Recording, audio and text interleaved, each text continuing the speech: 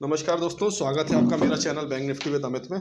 और दोस्तों यहाँ पर हम आज डिस्कस करेंगे कि किस तरीके से आज मार्केट का बिहेवियर रहा, कल बजट स्पेशल क्या होने वाला है।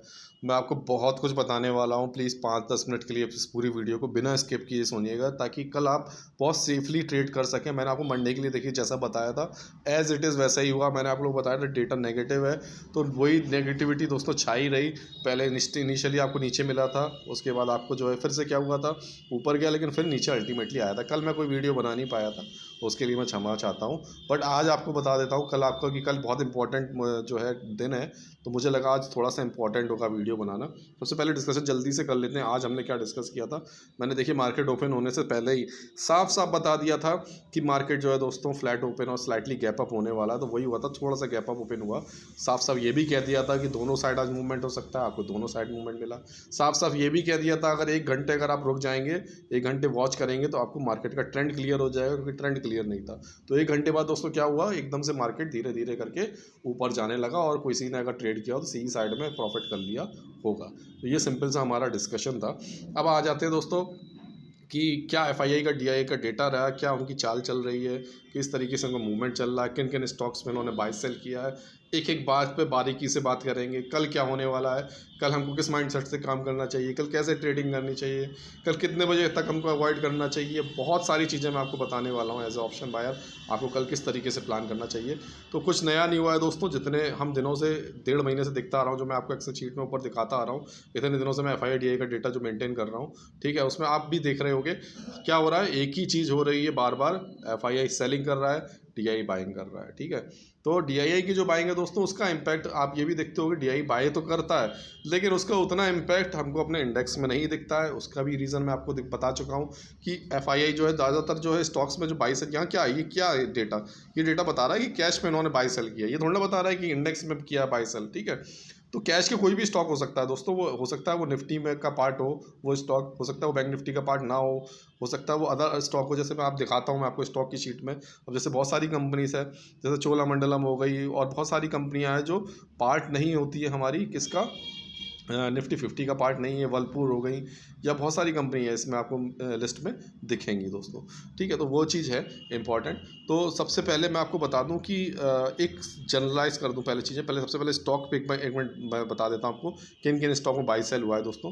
तो जो दोस्तों मेन आज 49 स्टॉक्स में बाई सेल हुआ है। जो पहली बार वीडियो देख रहे हैं उनको मैं समझा दूँ ये शीट में क्या होता है, समझना हो, आप इससे पोर्टफोलियो बिल्डअप कर सकते हैं। मेरे बहुत से व्यूअर्स जो है इससे फ़ायदा उठा रहे हैं, मेरे बहुत से मेंबर्स जो है इससे फ़ायदा उठा रहे हैं। मैं खुद इसी शीट को देख के दोस्तों डिसीजन लेता हूँ कि मुझे कौन सा स्टॉक बाय करना चाहिए, नहीं करना चाहिए। तो जैसे मैं आपको बता दूं कि बहुत सारे स्टॉक हैं, आप इस शीट को समझ लीजिए। पहली जो रो आप देख रहे हो, इस रो में ये है कि ये मतलब इस स्टॉक में, मतलब स्टॉक में इन्होंने इस पर्टिकुलर में बाय किया या सेल किया। ये एफआईआई डीआईआई की एक्टिविटी की है, मतलब कि एफआईआई डीआईआई ने इसमें बाय किया कि सेल किया है इन स्टॉक में। दूसरी जो आप लाइन देख रहे हो दोस्तों, दूसरी जो रो देख रहे हो, उसमें यह है कि इन्होंने इस पर्टिकुलर स्टॉक के एफएनओ में बाय किया या सेल किया है। तीसरी रो दोस्तों बताता है कि प्राइस चेंज कितना हुआ इसकी वजह से। चौथी रो उसका एलटीपी है। तो जो लोग मेरे को फॉलो कर रहे हैं, जो इसको शीट को मेंटेन कर रहे हैं, इसको देख देख के इसका स्क्रीनशॉट ले लीजिए। ये स्टॉक्स है 49 स्टॉक्स। कल के स्टॉक्स ये थे दोस्तों जो आपको देख रहे हैं, छोटा सा ये कल ज़्यादा स्टॉक नहीं है, 23-24 स्टॉक्स थे। ऊपर जो आपको देख रहे हैं 30 तारीख से 30 तारीख जो लास्ट डेट दिख रही है, तो ये थे। तो आप इसके स्क्रीनशॉट ले लीजिए। अगर मैं स्टॉक रिकमेंड करूँ कि आपको स्टॉक लेना चाहिए, तो मेरी नज़र में दोस्तों रिपीटेड मतलब 3-4 बार जिसमें बाय सेल की इन्होंने एक्टिविटी करी है। एक तो शेयर है दोस्तों स्टील अथॉरिटी ऑफ इंडिया, ये जो मैं आपके सामने मार्क किया है, दोनों में बॉट हुआ। अच्छा, जो पहली बार देख रहे हैं वीडियो, ये भी समझ लीजिए, अगर किसी ने इन्होंने कैश में भी बॉट किया है, एफएनओ में भी बॉट किया और प्राइस चेंज भी पॉजिटिव हुआ है। देखिए ये 4% के करीब ऊपर चला गया है हमारा जो है स्टील अथॉरिटी ऑफ इंडिया। तो ये इसके ऊपर जाने के चांसेस ज़्यादा होते हैं। लॉन्ग टर्म में, शॉर्ट टर्म में, जो भी आपका गोल हो उसके हिसाब से आप कर सकते हो। दूसरा जो दोस्तों चौथी पाँचवीं बार इन्होंने एक्टिविटी करी है बॉट की, वो करी है इन्होंने सीमेंस में। तो ये 2 कंपनी मैं रिकमेंड करूँगा, ये कल मैं अपने पोर्टफोलियो में भी दोस्तों ऐड करूँगा इन दोनों कंपनियों को, ठीक है। मेरा ये है। अच्छा, मेरी पर्सनल राय है दोस्तों। अब आप जो भी बाय सेल करते हैं वो अपने फाइनेंशियल एडवाइज़र से भी, रजिस्टर्ड एडवाइज़र से करिएगा। आप अगर इसको देखना चाहते हैं, मैं एजुकेशन के पर्पज़ से बता रहा हूँ, इसको वॉच करिएगा ताकि आपको इसकी डेटा की महत्व समझ में आए कि आगे चल के होता क्या है इसमें, ठीक। अब अगर आ जाते हैं दोस्तों, बहुत से लोग पूछ रहे हैं कि सर ये जो अडानी के शेयर्स हैं उसमें क्या होगा, तो देखो भाई अडानी के शेयर से तो मैं शुरू से ही बोलता आ रहा हूँ, मैं शुरू से ही कहता आ रहा हूँ कि अडानी के, अभी से नहीं 1 साल पहले से बोलता आ रहा हूँ कि हमको अडानी के शेयर से दोस्तों दूर रहना चाहिए। अडानी के जितने भी शेयर्स हैं उसका कारण ये है दोस्तों, वो एक जब हम अपने पोर्टफोलियो में कोई भी शेयर रखते हैं उसका वो हमें ये देखना होता है कि वो डेब्ट फ्री कंपनी हो। लेकिन अडानी एक आपको ऐसी कंपनी मिलेगी जो डेब्ट से लदी हुई कंपनी, मतलब उसको लोन ही लोन है उसके पास, उसकी बैलेंस शीट में दोस्तों सिर्फ और सिर्फ मतलब लोन है, लोन ले लेके उन्होंने नई कंपनियां जोड़ी हैं अपने से, आप समझ रहे हो। तो दम नहीं है उसके, फंडामेंटल्स दोस्तों मजबूत नहीं है, इस तरीके की ये एक वो है। और दूसरा आप समझ रहे हो, अगर कुछ रीज़न है, कुछ बड़ी बड़ी फॉरेन इन्वेस्टर्स वहाँ से इसमें से निकल रहे हैं, एक आध जो आ रहा है ये सऊदी अरेबिया वाला, इससे मतलब नहीं है दोस्तों। होता है मेन, होता है FII का मेन पार्ट बता दूँ आपको। और मैं आपको बता दूँ ऊपर ये जो आप स्क्रीनशॉट लेके आप देख सकते हो, इसमें मैं अडानी के जो शेयर्स हैं मैंने इनमें 2 बार एक्टिविटी देख ली है दोस्तों, और दोनों बार हैवी सेलिंग की एक्टिविटी मुझे FII DI की दिखी है। तो जब तक मुझे FII DI की एक्टिविटी यहाँ पर बाई की नहीं दिख जाएगी अडानी की, तो मैं तो रिकमेंड आपको वैसे नहीं करूँगा, और मैं तो वैसे भी नहीं खरीदता हूँ, बट बिल्कुल जब तक इसमें यहाँ आ नहीं जाएगा वो बाई में यहाँ पर, तो मैं उसको रिकमेंड नहीं करता हूँ। चलिए अडानी की बात हो गई, अब आ जाते हैं कल के बारे में दोस्तों। कल आपको करना क्या है, ठीक है।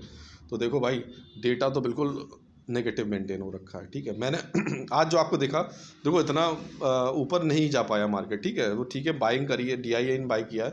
DIA की मजबूरी दोस्तों बाई की ये है, DIA हमारे म्यूचुअल फंड को मैनेज करता है, ठीक है, हमारे म्यूचुअल फंड को मैनेज करता है।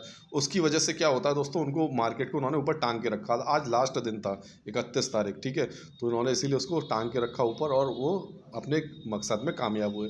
कल हो सकता है DIA भी सेलिंग में आ जाए, हो सकता है कल FII भी बाइंग में आ जाए, कुछ भी हो सकता है दोस्तों, ठीक है, क्योंकि कल बजट का है दिन। अब बजट पे आपको कल बजट स्पेसिफिक डे में करना क्या चाहिए, मैं आपको आज अभी बता दे रहा हूँ।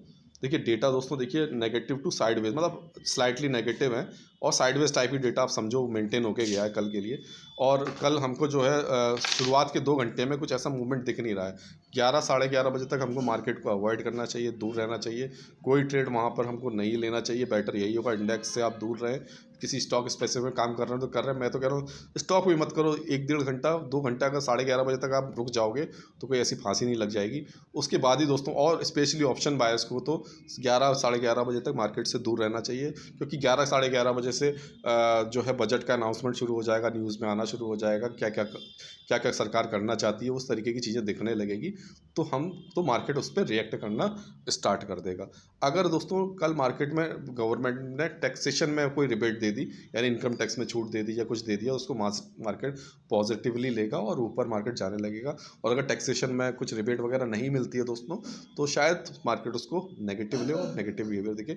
जो कुछ भी होगा मैं आपको टेलीग्राम चैनल जो वीडियो के डिस्क्रिप्शन में मौजूद है, बिल्कुल आपको बता दूंगा, विद डेटा बता दूंगा कि अभी डेटा पॉजिटिव है कि नेगेटिव है। क्योंकि डेटा दोस्तों मार्केट आवर्स में चेंज भी होते रहते हैं। मैं अपने प्रीमियम मेंबर्स को बताता भी रहता हूँ, जो मेरे प्रीमियम मेंबर्स हैं मैं उनको बताता रहता हूँ कि क्या हो रहा है डेटा। मैं आपको वो भी दिखाऊंगा आज प्रीमियम मेंबर्स हमारे क्या किया। तो कल के लिए बिल्कुल आप माइंडसेट अपना क्या रखना है आपको, कि मार्केट का 11:30 बजे तक तो हम दूर रहेंगे मार्केट से, 11 साढ़े 11 बजे तक हम मार्केट से दूर हैं। उसके बाद जो मैं लेवल दे दूंगा, आपको जो लगता है आपको समझ में भी आ जाएगा कि मार्केट का बिहेवियर कैसा है, रिएक्शन कैसा है।